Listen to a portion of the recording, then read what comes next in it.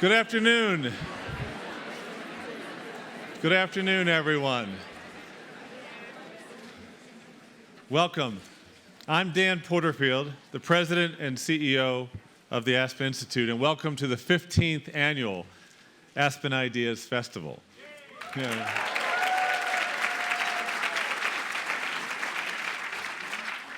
It's my great privilege to open this festival with gratitude. First, thank you to all who have built these tents and hung the banners and warmed these environs. Thank you for making it possible for us to have a great conference.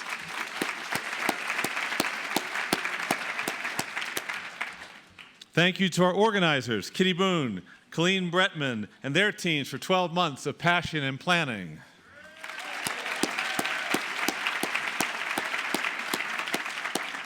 Thank you to Team Atlantic, led by David Bradley, Bob Cohn, Margaret Lowe, and Jeff Goldberg, for their vision and friendship as editorial partners. Thank you so much. Thank you to our underwriters, without whom this festival would not exist. It's so great that you support us. Thank you.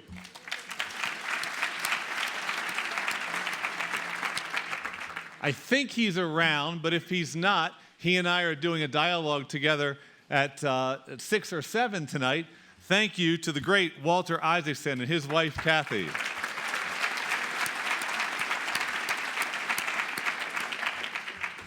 One of the best parts of this festival is the array of curious, dynamic, high-striving young leaders who we recruit to take part.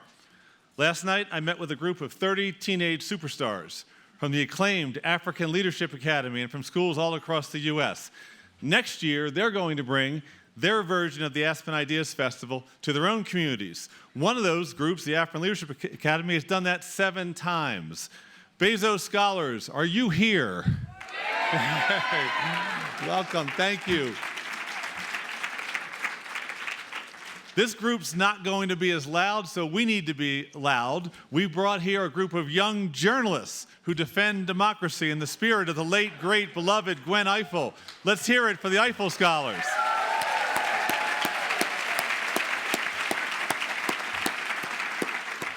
This group I haven't seen yet, but I love them and I love where they're from. A group of recent college graduates, advocates for educational equity, KIPP Accelerator Fellows. Are you here?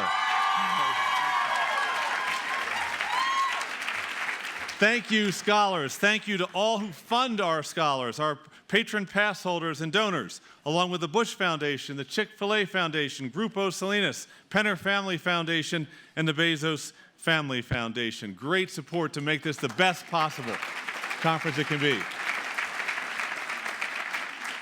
Thank you to our speakers and moderators, so committed to engaged dialogue on the critical issues of the day. And so many of them have so much to offer. Myself, I can't wait to hear from the path-breaking author of the book Educated, Tara Westover, raised by survivalists in the mountains of Idaho, who went on to create her own education and earn a Gates Scholarship to study at Cambridge University in England. Tara Westover, a star writer. So glad that she's with us. I can't wait to hear from 2 NBA athletes who have the guts to come out and talk about things like vulnerability and mental wellness, Kevin Love and DeMar DeRosa, breaking down stigma. I can't wait to hear from 2 women who are leading in word and deed, Alicia Garza, co-founder of Black Lives Matters, and Cecile Richards of Planned Parenthood, who together with Ai-jen Poo co-founded a new multiracial, multi-generational community of women working for gender justice and equity. I can't wait. So much of the Aspen Institute is about bringing together diversity of thought and experience. After last year's festival, you asked us to work purposely to bring together more conservative speakers so that we could have the kind of dialogue so needed and not being held in this society.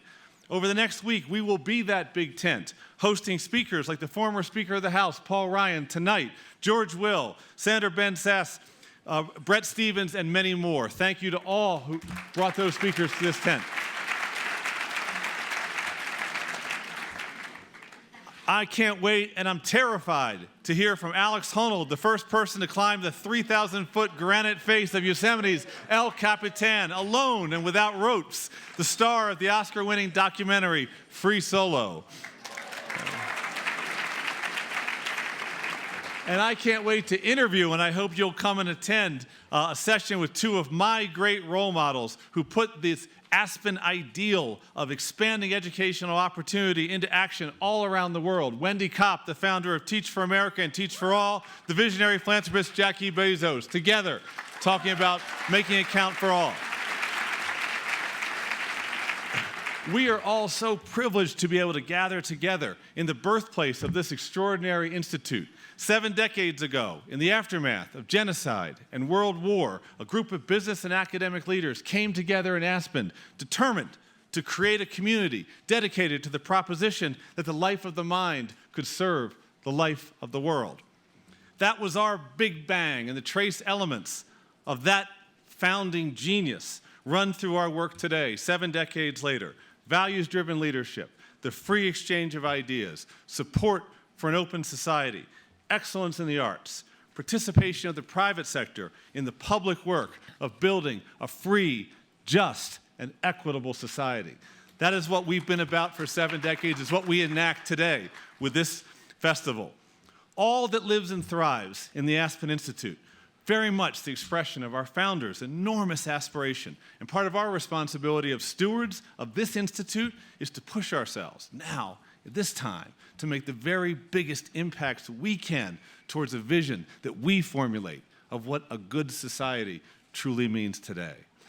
As we look into the future, let me just mention 3 ways that you can expect the Aspen Institute to work with even more elevated aspiration towards that goal. First, as you'll see later in this program, when you meet 4 local leaders who are participating with our colleague David Brooks in building community, you can expect that we will strive still more purposefully to establish networks of values-driven leaders driven to make positive change in local communities where it matters to get results. You can count on us as the Aspen Institute to work towards doing that more and more in the years to come. Second, you can expect in this 100th anniversary year of the Bauhaus movement that we will do still more to bring to public notice the remarkable creative vision of Herbert Bayer, Walter Pepke's partner in art and design, whose masterwork, this very campus, speaks to the ability of space and place to multiply the power of mind and complement rather than compete with the glorious natural setting in which it sits. And third, you can expect that we will emphasize even greater collaboration within the Institute's many parts and programs, pulling them together for even deeper impact on key themes like inclusive economic growth in striving rural and urban communities. This is what the Aspen Institute is about. We are the stewards of a bold, people-serving endeavor. The Aspen Ideas Festival speaks to that aspiration and very much serves our vision together for this time and for tomorrow of a free, just, and equitable society. Thank you for being here, and thank you for your support. It's now my pleasure to introduce our first speakers of the afternoon, Larry Fink, Darren Walker, and John Micklethwait. Gentlemen.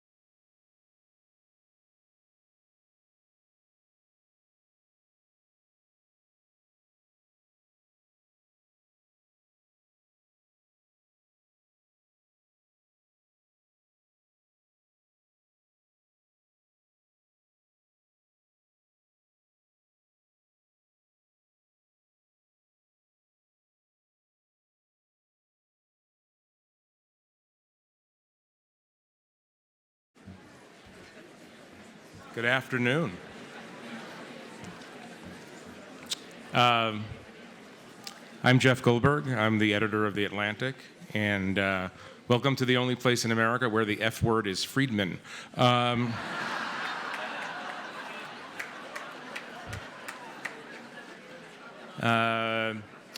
On behalf of everyone at The Atlantic, David and Catherine Bradley, Emerson Collective, Bob Cohn, Margaret Lowe, I want to welcome you, newcomers and old-timers, back to the Ideas Festival. This is the 15th year that we've worked with the Aspen Institute on this festival. We haven't killed each other yet. I take that as a hopeful sign. You might be realizing that David Bradley, after 14 years of service up here, is taking the year off, and I'm the poor substitute. I'm kind of hoping that some point in the next few months, Dan Porterfield is attacked by a moose, just so that David Bradley has fresh material for next year. I'm sorry, Dan, but it's important. It's actually important. I myself have been coming to the Ideas Festival for 13 years. Over the course of those 13 years, I've heard approximately 7 great ideas. I've heard 23 mediocre ideas. And I've heard 47 really, really bad ideas. I note this, and I direct this comment to newcomers. I just want to manage people's expectations. There's a reason that it's not called the Aspen Good Ideas Festival. I want to thank our many underwriters. We have a lot. We've actually had to turn some down. USC wanted to come in as an underwriter. Should I even finish the joke?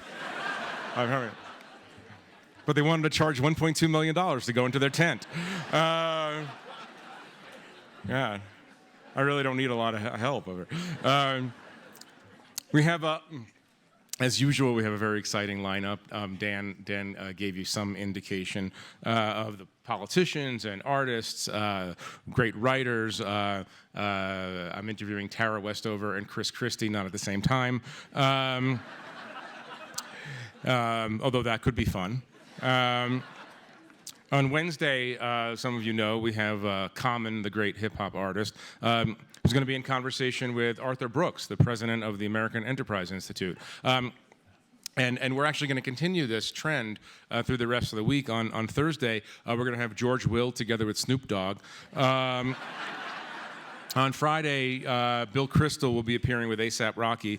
And on Saturday, Belly Up, Saturday night, one night only, Mike Pence and Cardi B.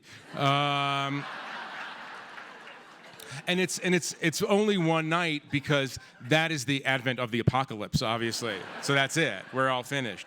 I'm sorry to announce that we're taking a year off from our comedy night this year, but I'm moderating a panel on American policy toward Iran, so you might wind up with the same effect.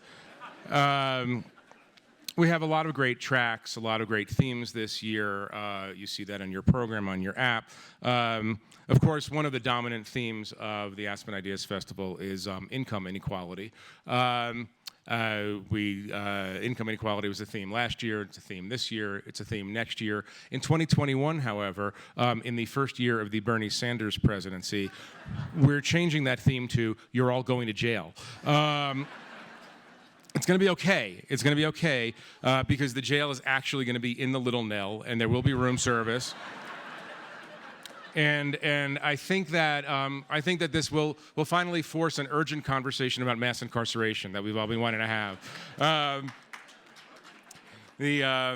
I do sometimes come up here and make fun of billionaires. But I want to note that billionaires are normal people. They have their pants put on for them one leg at a time, just like we do. And I want to be sensitive to their needs. Some of them right now are experiencing second homelessness. Let me say a quick word about Aspen itself. I've been coming for a while, and some of you notice that some of the shopping opportunities have narrowed in recent years. There are really only 3 things you could buy in Aspen. Cowboy paintings, $700 shirts, and marijuana chocolate bars. This is my way of introducing a warning that I traditionally like to give about the quality of marijuana available in Aspen. This is not for people my age. This is not the marijuana of our youth. For the youth, as you were, it'd be fine. But for people my age, it's not the same thing. I don't know about that personally. I just have friends who tell me about this. But the upside of legalization is that there's a new game that we play at the Aspen Ideas Festival, which is trying to guess which speakers are high on their panels. Sometimes it's quite obvious. I mean, David Brooks has been high for 15 years. I mean, have you read The Second Mountain? The danger here is that he's coming up right after me. But apart from David Wake and Bake Brooks, you got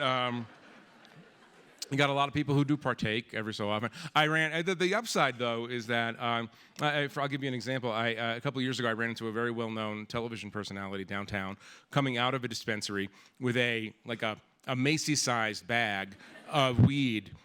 I'm sorry. Macy's is a store popular with people who fly commercial. I'm sorry. Have to make these footnotes. And I saw this person, and I was like, whoa. And this person said, see you in 3 days. And 3 days later, we were on a panel together, and this person was fantastic. Spent a lot of time saying things like, have you ever really looked at your hand? But it was okay because it was a panel about hands, so it was fine. So the point is, and this is a piece of advice I give to speakers, if you're worried about being uninteresting, and you should worry about being uninteresting, there's now an app for that, and it's all across downtown. Let me say one word before I allow Dan Porterfield to breathe out again.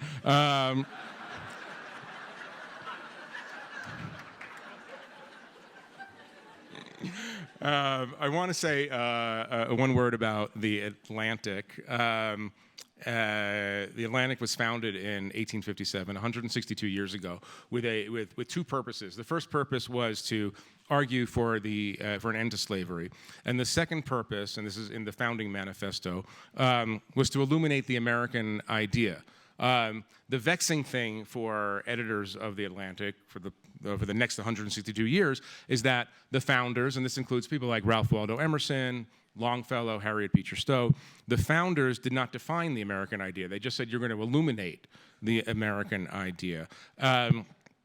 There are moments when that is urgent, it's an urgent mission, and there are moments when it's a particularly urgent mission. We're in a particularly urgent moment for that right now. At a time of national fracturing is when this country needs magazines, publications, websites that are devoted to figuring out the purpose of America, the meaning of the American experiment, and how to create a more perfect union. And that is our mission. I do think, we are the oldest ideas magazine in America. In my humble opinion, we're the best one as well. And we're doing our work, though, at a time when journalists and journalism are under assault. We are not the enemies of the people. At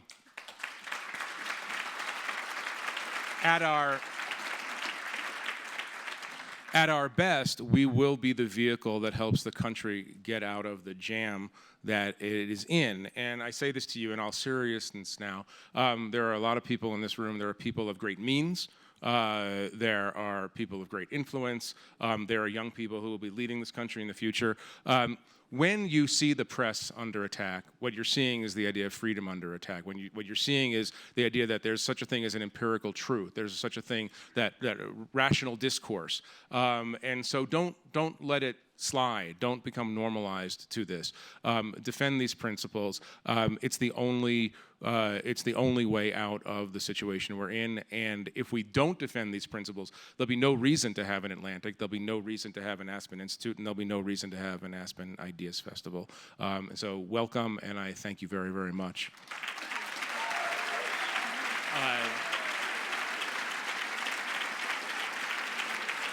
And it's my great pleasure to introduce the stupendous poet, Richard Blanco. Thank you. Come on.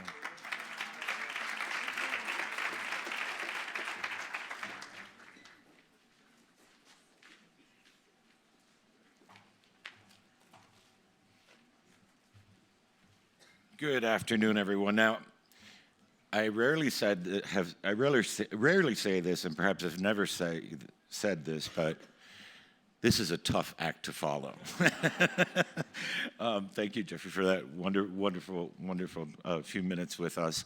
It is, of course, my incredible and sincere delight and pleasure and privilege to be with the Aspen Ideas Festival here for the first time. And I do wish I was high, because I'm a little nervous right now. So, I was sitting next to Brooks, so I don't know. We'll see. Maybe he slipped me a little something. I don't know. But seriously, folks, as we say, I'm going to share a poem with you today, but I want to give you a little bit of context, which actually was paralleling some of what Jeff was saying. My tenure as presidential inaugural poet, or PIP, as I like to call myself, has prompted me to think much more deeply than I ever had before about the role that poetry can and ought to play in civic discourse, and poetry's ability to sort of open up a different kind of dialogue. A dialogue that asks questions that perhaps we're not asking, that speaks to and beyond the polarization of these politically charged times. And my most recent work aims to investigate that and the many social political issues that have historically haunted us and keep on dividing us and keep us from truly becoming we the people. But not without also lifting up hope for all of us. I didn't want to throw the baby out with the bathwater, so to speak. I wanted to speak some other truths that perhaps have been muddled lately, and evoke a new kind of emotional narrative, one that connects us to all our shared humanity. And anyway, that's what I hope to express in this poem that I've chosen to share with you today. It takes its inspiration from clouds as a metaphor to explore how we should or might someday ideally coexist, but also not without recognizing how complex that is and how problematic that is sometimes and how much work that takes, right? And I think that's what we're doing here, right? In some ways, we're asking those questions, we're sharing those ideas and shaping those ideas and reach for ideals for us. Just one more little bit of context. The poem is from a recent book, How to Love a Country, which kind of says it all. And it was also published in a collaborative fine press book called Boundaries, which was a collaboration with a photographer, Jacob Hessler. So the image you'll see on the screen is the image that was paired with the poem.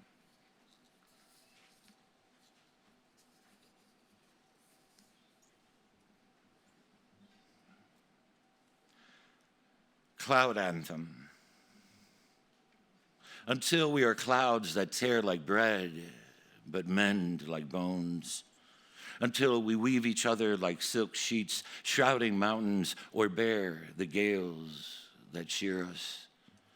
Until we soften our hard edges, free to become any shape we imagine, a rose or an angel crafted like paper mache by breezes, or a lion or a dragon like marble chiseled by gusts, until we scatter ourselves into pebbles of gray puffs, then band together like stringed pearls, until we learn to listen to each other, as thunderous as opera or as soft as a showered lullaby, until we truly treasure the sunset, lavish it in mauve, rust, and rose, until we have the courage to vanish like sails into the horizon or be at peace anchored still, until we move without any measure, as vast as continents or as petite as islands, floating in an abyss of virtual blue we all belong to,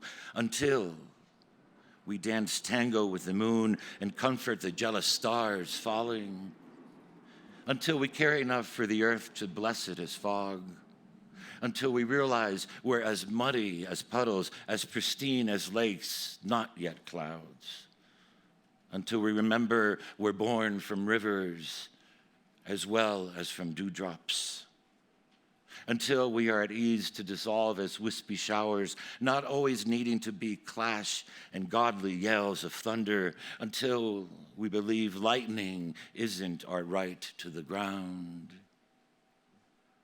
that we can collude into storms that ravage.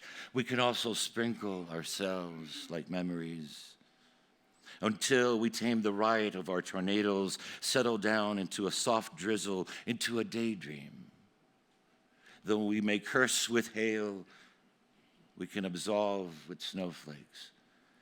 We can die valiant as rainbows and hold light like blood in our lucid bodies.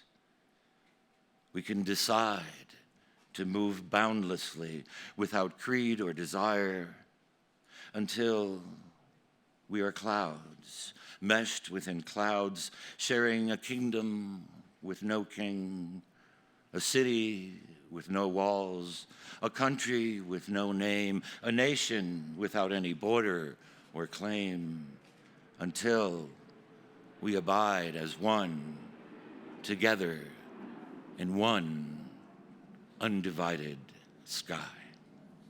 Thank you. Thank you.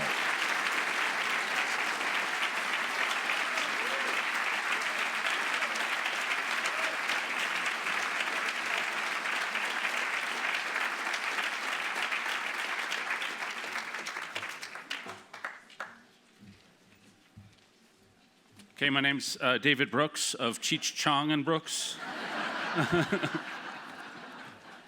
I thought we could devote the next 13 minutes to listening to Pink Floyd and eating nachos. Now, this is actually my 14th Ideas Festival, so one more than Jeffrey. And it's become such like family now when I gather in this tent. I got married 2 years ago, and I think of my wedding, in part because it costs about the same. And we had a lot of panel discussions as well. No, really, it's because the people I care about are in this room, and a lot of people I really care about.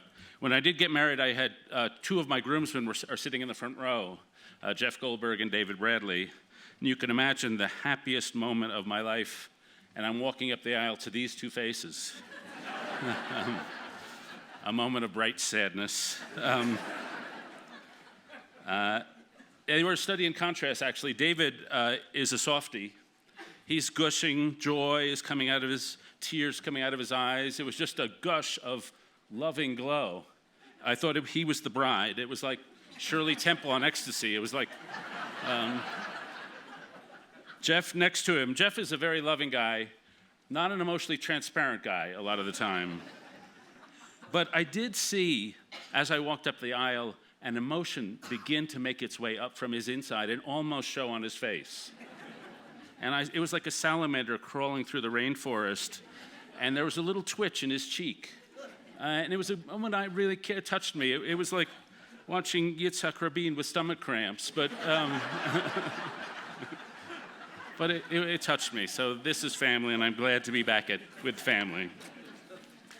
Now, I'm a columnist in the New York Times. I'm allegedly the conservative columnist at the Times, which is a job I liken being the chief rabbi at Mecca. Not a lot of company there. And so I'm writing about America. And I'm writing about an unhappy America. High social distrust. Teenage suicide rate has gone up by 70% since 2011. Tribalism, accusation, we don't like each other much. We're not kind to each other. And so I thought I should just get off my ass and try to actually do something. And so last year at the festival, we sort of launched this thing called Weave. And our first concept was social isolation is the problem underlying a lot of problems. And that at the local level, there are people solving it. And beyond that, we didn't quite know what to do.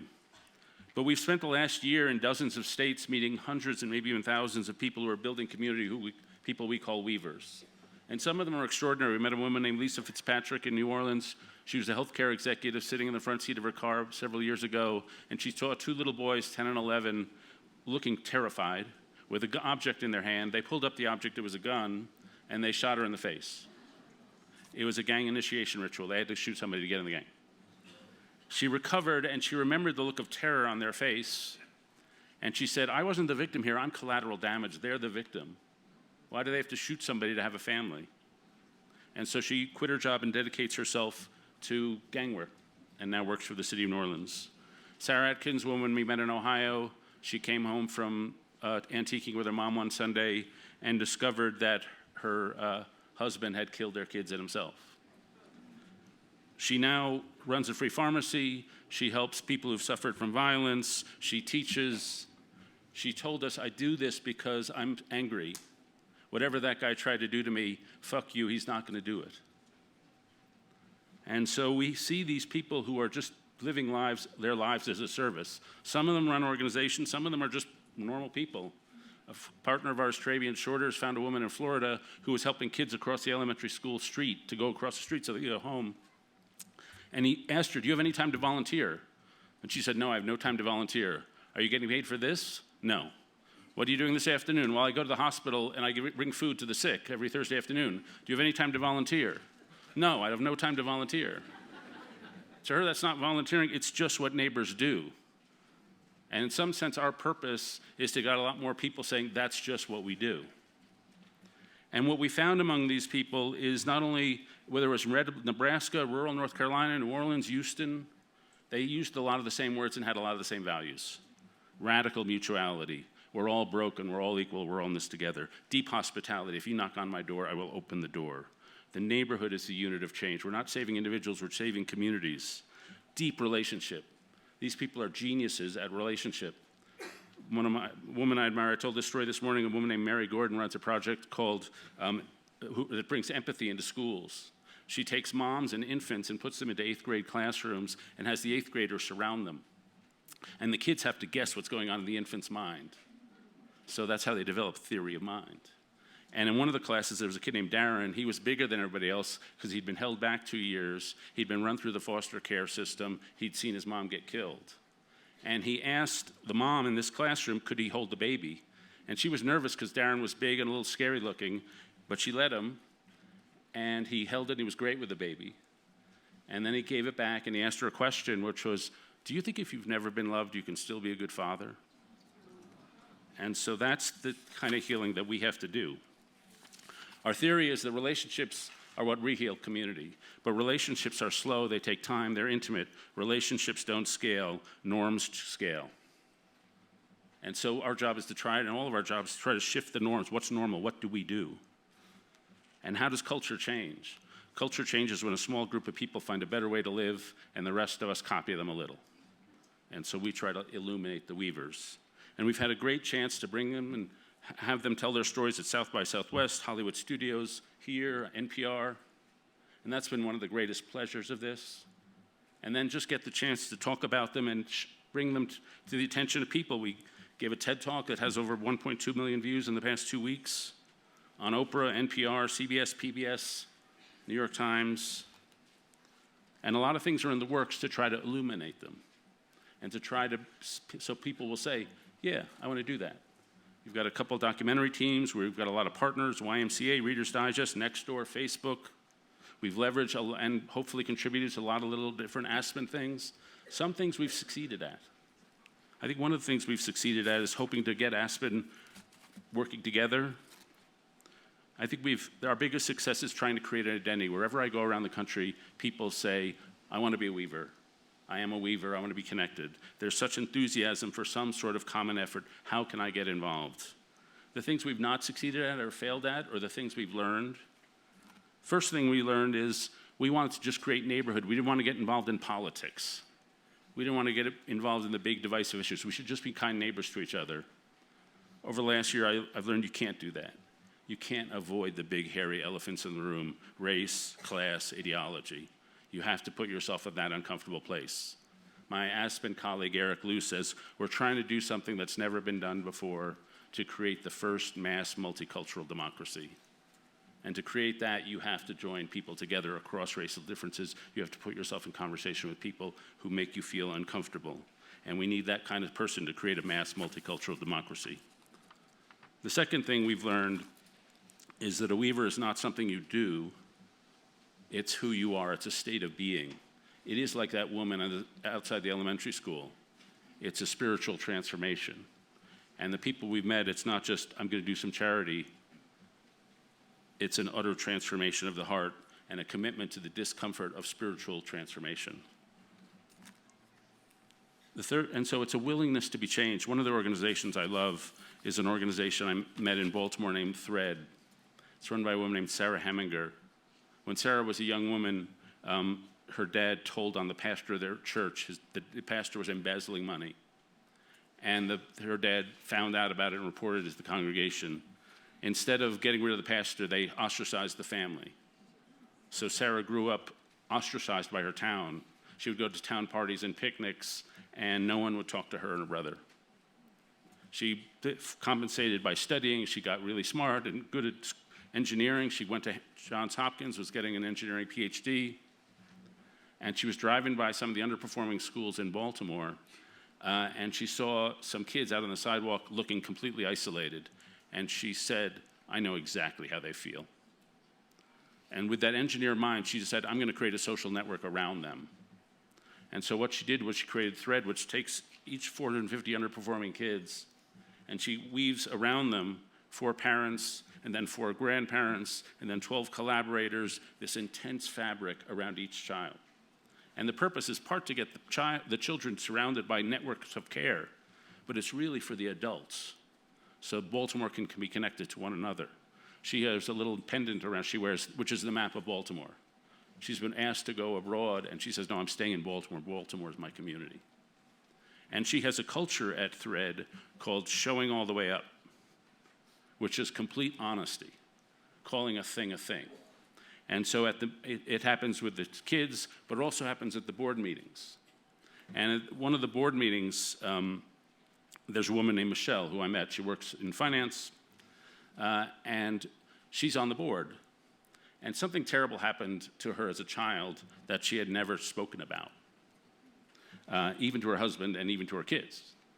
And it was that her father went into rages and punched her repeatedly. And she said, you know, I'm Asian American. I was glad I had thick black hair because you couldn't see the welts where he punched me.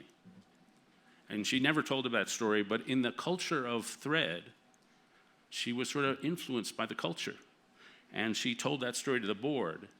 And then eventually she told it to her husband, and then eventually she told it to her kids. And so her insides were sort of changed and opened up. And after she told her kids, Elton John came to Baltimore, and Elton John was the soundtrack of her childhood, especially in her worst years. She attempted suicide a couple times and learned it's actually very hard to swallow 100 pills. But she had Elton John on the sound system. And so she went and took her daughter, and she wrote a letter about that moment. She started weeping. I wasn't crying because I was sad. I was overcome by emotions as my mind whipsawed between the stark contrast of my bleak childhood and my splendid adult life. I was listening to his music with my 13-year-old daughter, both of us laughing. My life now is rich and strong with healthy relationships. Life has turned out to be so much better than I ever imagined. And that's kind of the transformation we hope, just to be around weavers, to absorb their views, to absorb their way of being, and just to shift the culture a little. And that really has to start with us. One of the hard parts for me was I'm a journalist, and it's always an attempt to put things off, to push people off.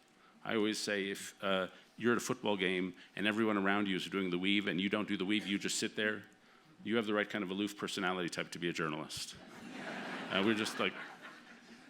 And so there's a natural tendency in our culture to be distant, a natural tendency not to tell the story of the child abuse. But the culture is sick at the foundations, and the child abuse and the social abuse and the suicide rates and the tribalism and the hatred don't change unless it's solved at the foundation. And that's involved in each of us changing our lives a little. Now, I have the pleasure of inviting up Dan back to the stage with 4 amazing community builders from around the country. Thank you.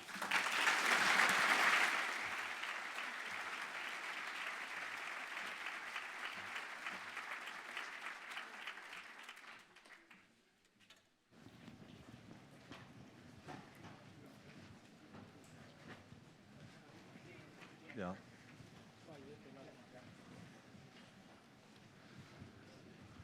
Thank you. It's going to be fun. Thank you.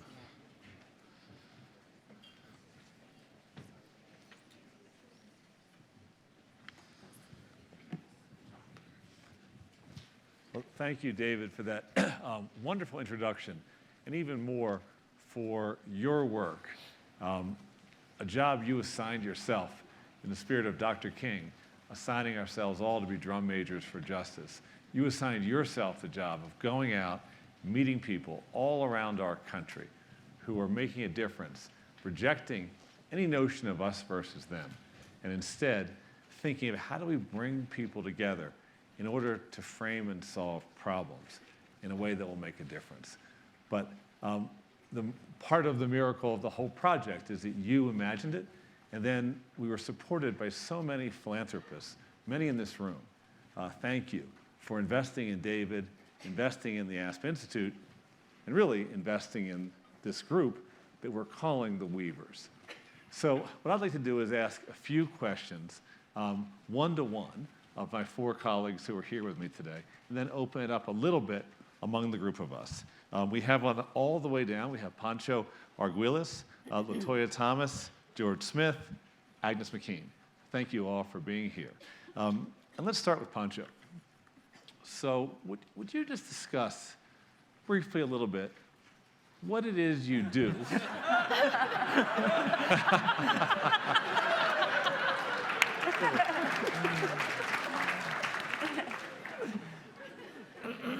What it is that you do, the organization you're a part of, the issue you work on, that in some way, oddly providential, has brought you into this community? Well, I accompany an organization that shouldn't exist in a society like ours. No? It's a group of immigrants who suffer spinal cord injuries and had to organize to get access to catheters and diapers and basic stuff that you need to survive when you have a catastrophic injury. And they had to do so because the hospital district in Houston, where I live, had a policy that say you are not getting them because you don't qualify. So I work with Living Hope Wheelchair Association for the last 12 years, something like that, accompanying their efforts to come together and survive. No? And accompany is a key word because I have been doing this work for 35 years. I started really young, and that's how they taught me to do it in Chiapas in southern Mexico, working with indigenous communities, that is about accompanying the process of a community to survive. So this idea of accompaniment has a deep tradition in the Catholic social thought and Catholic religious thought. Did you have, in particular, what was an experience that got you to adopt this way of living? Well, I think I was really lucky when I was just finishing high school out of Mexico City. They came and invited me. So that was a key thing. You are invited. Somebody invites you to become part of something. And I was lucky enough to say yes and have the privilege to be able to say yes and take 1 year as a volunteer. I didn't have to go work to sustain my family. So I went to be a rural teacher in the mountains. And literally, to be able to be with the community, I had to walk for hours to get to the community. And so accompaniment became really material, very real. In order to be there to try to do something for them, I have to walk through the mountains, get there. But then the big mystery happened, which is I discovered that they were teaching me, and I was learning deep meaning of life and spirituality from their way of being in life. Not the way they understood their own faith and integrated it to be in community and to face their problems It's the biggest, more important learning I got to try to keep doing this. Then later with Guatemalan refugees in extreme situations of death and life. No, not issues, not debates, but battles where there were people living and dying, and seeing the mystery of how much hope emerged for that deep suffering became essential on why it's like I want to continue accompanying that and being human doing that. And you had this experience as a young man, just like today, perhaps young people have that experience through Teach for America or through the Jesuit Volunteer Corps, but you've sustained it now for several decades at least. And how have you done that? How have you kept hold of that animating value?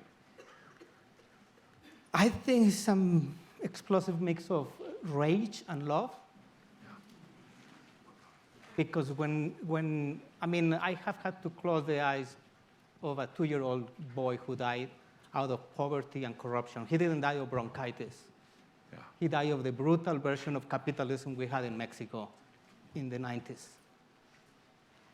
And that's rage. On the other hand, I see her mom and her capacity to continue being there. Or I see the guys in Living Hope, a group of 40 people in wheelchairs sharing what they have, helping one another, laughing together, being at the front of the Immigrant Rights March in Houston every year.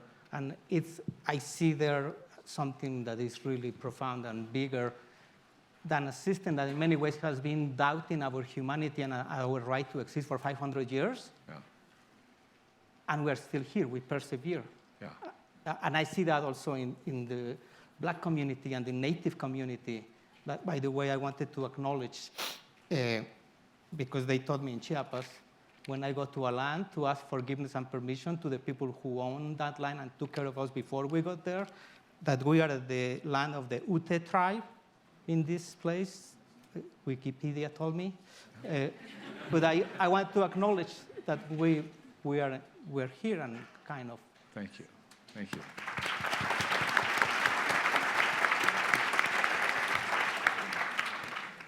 So, LaToya, same question. Tell us where you live and work and what it is you do. Sure. So I live in Washington, D.C. I am actually from D.C. originally, born and raised. Woo, exactly. Thank you. So I run a consulting company that I started about 2.5 years ago called Brick and Story. Brick and Story is a really interesting experiment that I'm running right now, which looks at the built environment and it looks at people. And it tries to find ways to connect people in the built environment space. So if we think about the houses that we build, the commercial spaces we build, the parks that we build, we think about the fact that those buildings really don't mean anything until you have people occupying those spaces. But oftentimes, the buildings that we build are also not always inclusive. They may be for some people and not for others. We often don't think about that. And we don't always think about the fact that the somewhat intentional moves that we're making in terms of how we design our physical spaces result in very unintended consequences for our communities. The fact that there are access issues, the fact that we often sometimes build more walls than create more doors that open to the people in our neighborhoods. So I was told that you did something remarkable that involved getting out into the community and asking people about their experience of community redevelopment, what their hopes were. Would you say a little bit about that? Sure. So this was a precursor to me starting my company, and actually was probably the driver. There's usually some moment that causes you to make a very radical decision, like quitting your job and starting a business and hoping you can survive the next day. So in my prior life, I worked for a real estate developer. So I was on the capitalistic side. And for those of you who might be in the real estate development space, you probably know that your average developer or development company doesn't necessarily do community engagement. Community engagement can be a bad word depending on certain circles that you're in. The typical method of engagement that many people do is maybe passing out a flyer, maybe speaking at an occasional community meeting, just to check the box. And so about 3.5 years ago, I was working on a very controversial redevelopment of a public housing complex in Northwest DC. That is still in process right now.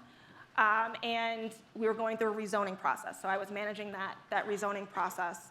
And we had a legal obligation to give notice to people in the impacted area around the subject site. This project was controversial because we were, and to this day still are, proposing a mixed income development that brings public housing residents, working class folks, so people making maybe $60,000 to $80,000 a year, and market rate, people can afford market rate homes under the same roof. And it was controversial because of the location, which was a site where the school had been demolished. It became a temporary park, and people were up in arms because as the neighborhood had changed, new people started moving in. They wanted their park, and what that really meant for some people was they did not want low-income people who maybe didn't look like them, who were black and brown, living across the street from them.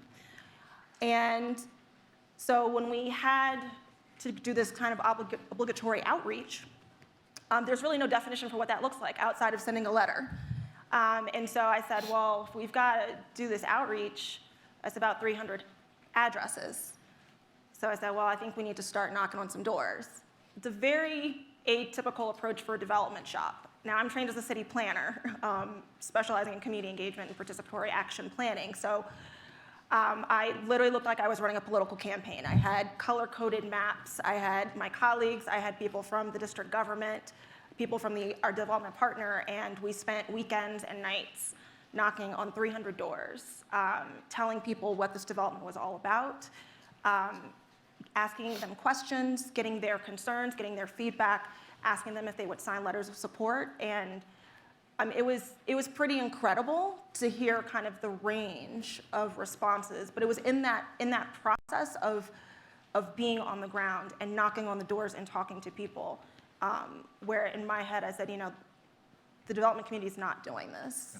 We're not really talking to people about development. We're not creating a process through the development process that is truly inclusive, where people can feel like their voice matters. Even if they disagree, at least giving the microphone to them and saying, like, we want to hear what you have to say. We want to understand how this will impact you. Yeah, and so you walked away from that work to try to do it a different way. That's right. That's right. Yeah. So I walked away to start up my consulting company, and I do a lot of ground game work. And I say it's very hard work. I often say that I get yelled at for a living. And sometimes I get a little sick enjoyment out of it. But the one thing that I do feel like I enjoy doing is being in a position where I can sit down with people who they know they've not been listened to, and someone's there to listen to them. Not just 2 weeks ago, I was in a meeting on behalf of a developer client of mine, meeting on a potential senior building they're doing. And I met with a management company and a resident council president, and sat down with them and very carefully talked about the concept of this affordable senior living community. And at the end, they said, in this all-black community in an area of town where development is coming rapidly. And the first thing they said was, we really want to thank you for being here because no one ever comes to talk to us. Development happens, and we don't ever have a voice in it. No one even cares to tell us, let alone ask us what we think about it. No one cares to come knock on our door and say, development's happening next door to you, let me tell you about it. Yeah, thank you. Thank you.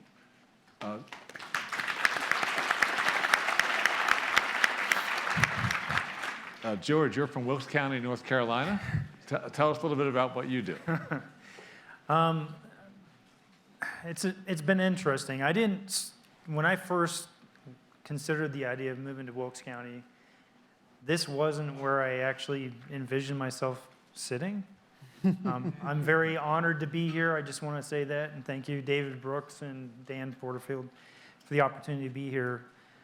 Most people know me because being in Wilkes County, also known as the moonshine capital of America, what do you do if you go to start a new business there? I started a moonshine distillery. But what that's really sparked by is what I saw when I visited the community during the first couple of times that I went there.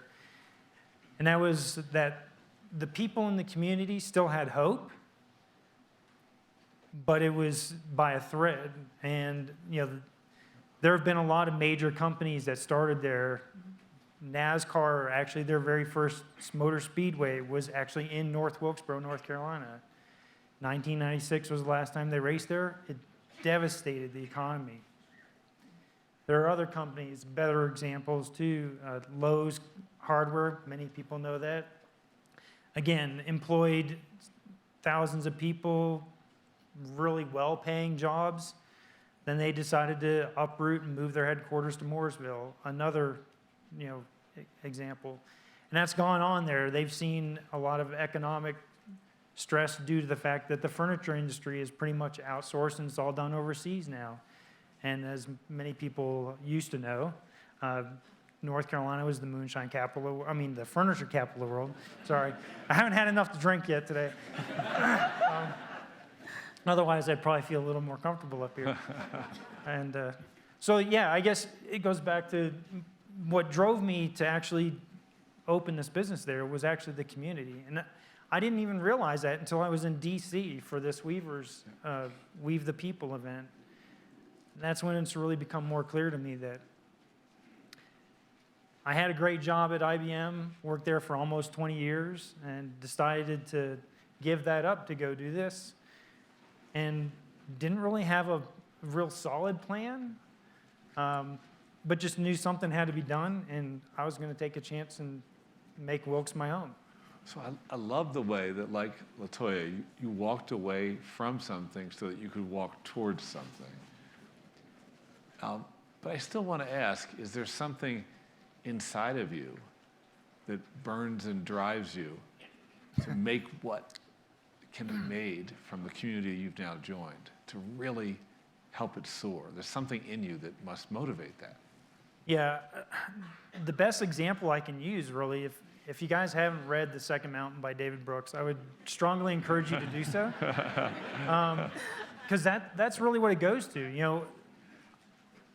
Pursuing my career at IBM fulfilled the part of me where I really wanted to please my parents, please my family, have something that they could be proud of. But then this here, I'm actually pursuing, and I'm on my second mountain. This isn't about me. I'm operating a business. I'm trying to do it right.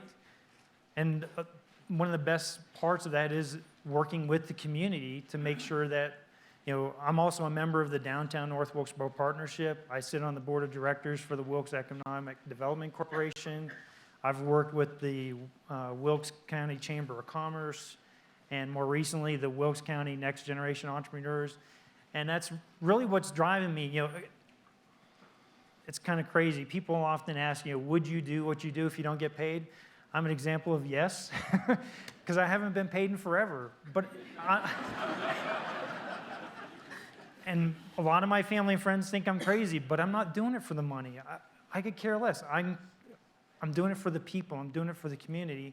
And I believe that by taking that approach, somehow, some way or another, the community will actually help give me what I need to survive. Wow, thank you, thank you.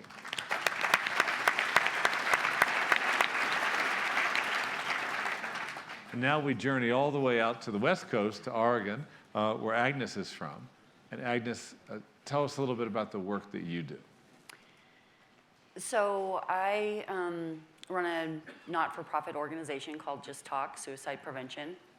And I started Just Talk and basically started in 2016 working on an annual event. So 2017, I held our first annual event and just providing a safe place for folks to share their stories of loss and of survival surrounding suicide, and to memorialize their loved ones lost to suicide, and opening the lines of communication surrounding mental health and letting folks know that it's okay to talk about suicide, kind of dispelling the myths surrounding suicide.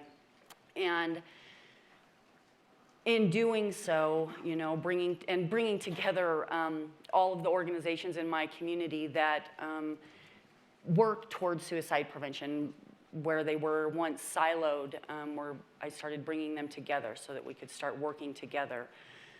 So 3 years later, this will be my third event, and which has also grown into a community coalition, and it's called You Matter to Klamath. And this coalition is comprised of over 26 organizations in my community working together to fight suicide and to prevent suicide, to build awareness, to build leaders in our youth and in our schools to address the topic and start talking about it amongst their peers, and empowering our youth-serving organizations and organizations in general who serve, whether they be high-risk individuals or just anybody, because in my mind, everybody's at risk for suicide. We all have mental health. Yeah. So anyways, just kind of building everybody up in my community so that we can start saving lives together, because that's how we do it, is together. Together. Thank you. You know, David had mentioned earlier in his remarks that the rates of teen suicide have really gone up. We hosted here 2 days ago 2 teenagers from outside of Atlanta who have built a whole app called Not Okay. It's all about helping their peers get help when they're feeling that terrible anxiety, that terrible calling. So how did you come to this calling to bring us together in this way? First, I'd like to say, if those teens are here, I love you guys. And I retweeted that. I'm just figuring Twitter out, but and that really is kind of a big push that I have, is empowering our youth. Yeah. So October 9th, 2015, I lost my 16-year-old son, Harrison, to suicide. And nobody wanted to talk about it. They weren't talking about it in the schools. They weren't talking about it anywhere. We had nobody dealing with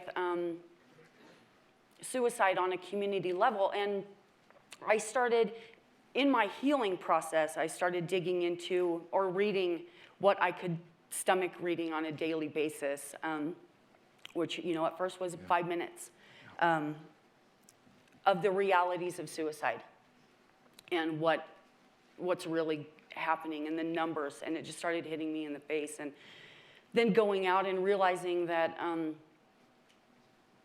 again, we weren't talking about it, and that it was affecting so many people.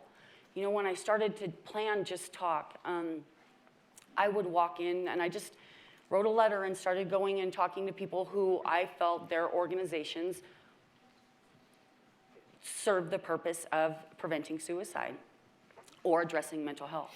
And every single place I walked into, there was an immediate connection with whomever I was speaking, whether they had lost a loved one to suicide, had struggled with their own suicidality, or struggled with their own mental health issues, or supported somebody who struggled with mental health issues. There was nobody whose life was not untouched.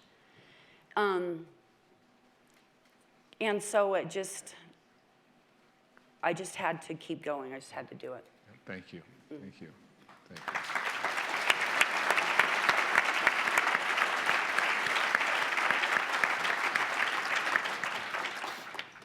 So here we are with Texas, DC, North Carolina, Oregon. Latinx, African American, I think, maybe Caucasian. 2 men, 2 women. I don't know who believes what politically. Some people might, working on all these different issues too. Some people might say, wow, there's a lot of diversity on that panel, but I'm also seeing a lot of unity. I'm seeing a lot in common, and you've probably been thinking about this. Is this idea of the Weavers a construction that actually expresses something that's really there? And if so, what do you think are some of its elements?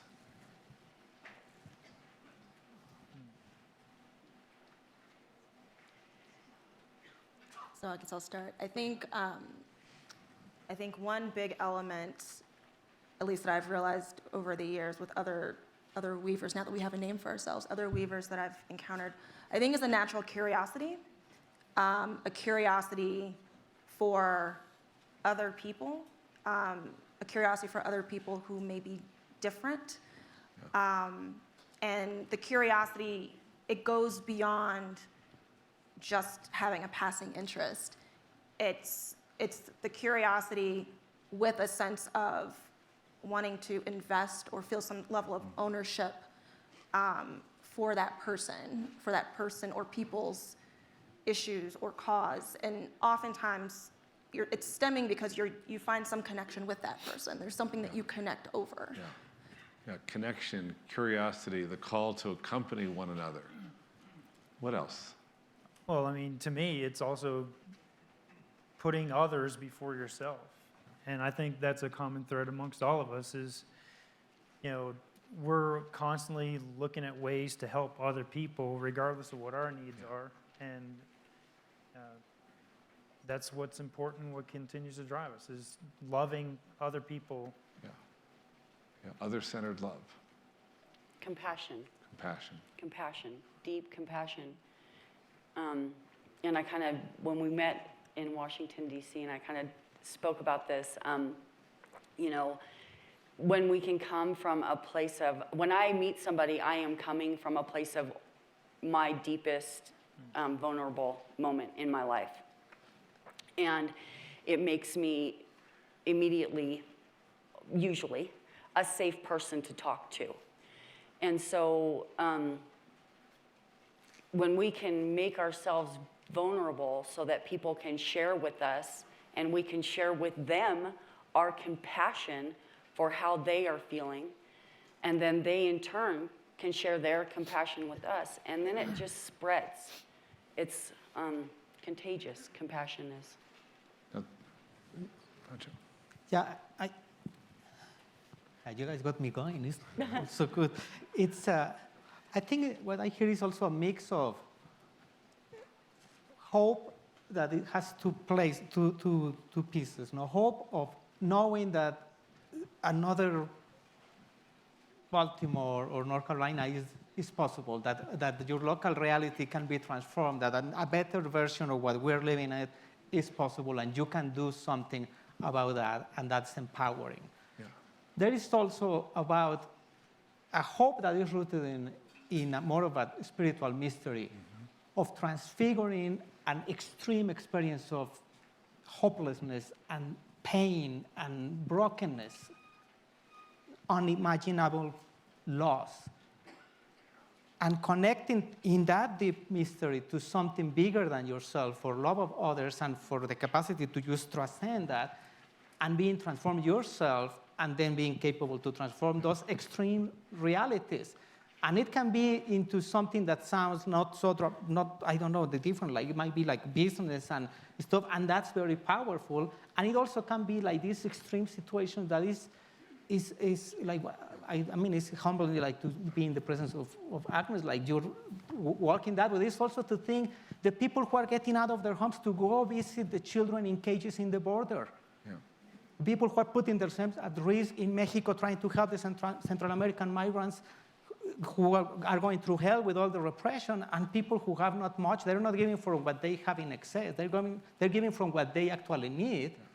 And there is a mystery that for me, it's among people who build community and do this kind of stuff, there is an openness to be profoundly transformed in the way you live your life and letting go of. Yeah. It doesn't happen from here.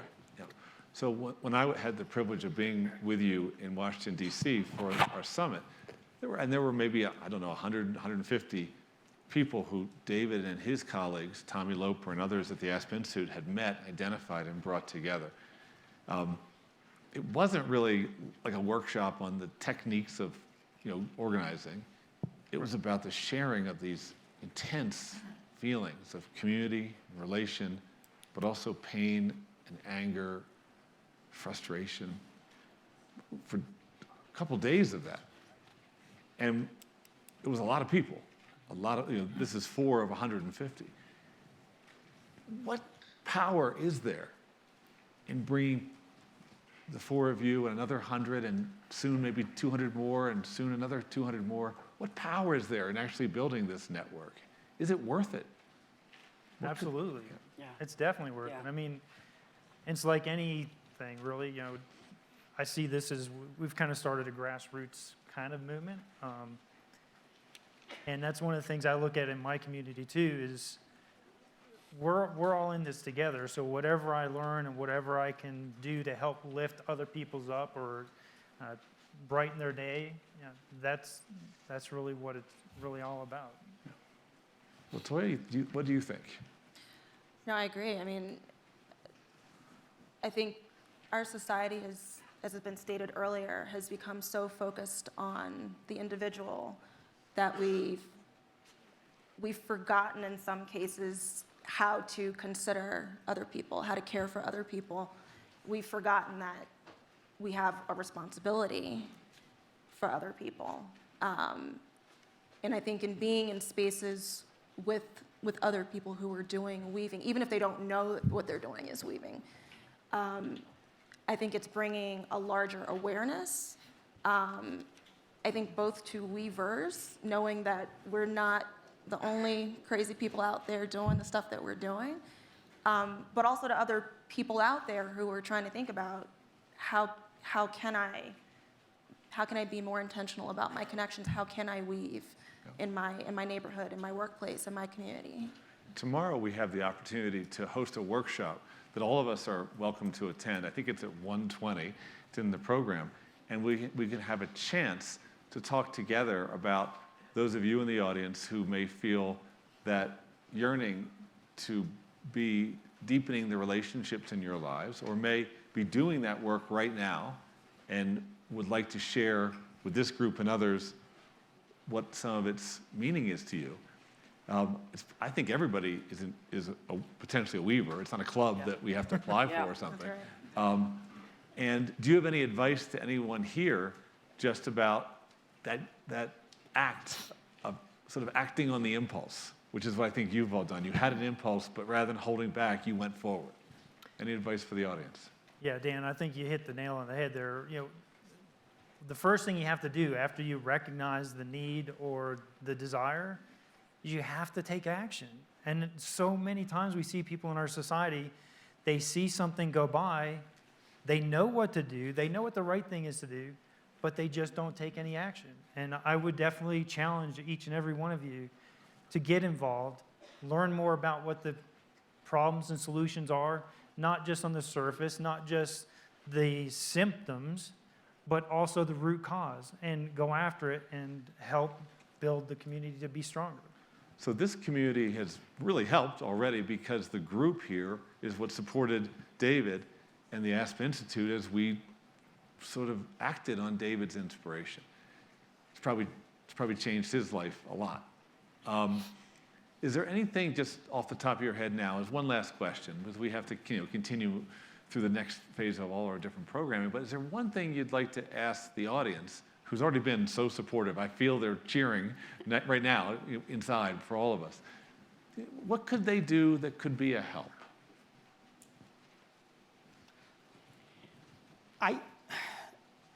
Again, like being confronted with a group of immigrants who broke their bodies and became totally unavailable for this society, and that then 15 years later, all run by volunteers, this same group is distributing supplies even to US citizens who don't have insurance, so anything is possible. I would say, like, can we be open to challenge our sense of knowing and understanding what works, and really get ourselves out there in the presence of the experts in surviving, the presence of the experts on hope and spirituality and all this, and be challenged by them and ask what we can learn from that wisdom, challenging our knowledge. Yeah. And then commit resources to accompany that process for the long term. Yeah. Thank you. I would say capacity building. Something that I firmly believe is that we've somehow all, in some manner of the society that we live in, we've forgotten how to be good human beings to each other. And I think a lot of the work that I spend my time doing is teaching other people how to be better human beings to each other, how to talk to each other. to share space with each other, how to engage in discourse and dialogue. And we need more people in that mindset, and we need more people doing that work. And so capacity building, I think resources towards capacity building is probably the biggest thing. Yep. Thank you, LaToya. George? I would just say, like I mentioned earlier, get involved. Like, I know you guys have been great supporters here, and we definitely appreciate that. And I expect there'll be more need for it going forward. Yep. Thank you. Agnes? Excuse me. I'm sorry. It's so hard for me to separate any of my perspective from suicide prevention. And, I've read David's book, The Second Mountain, and I've also read his Relationalist Manifesto. And I would encourage you to read that manifesto.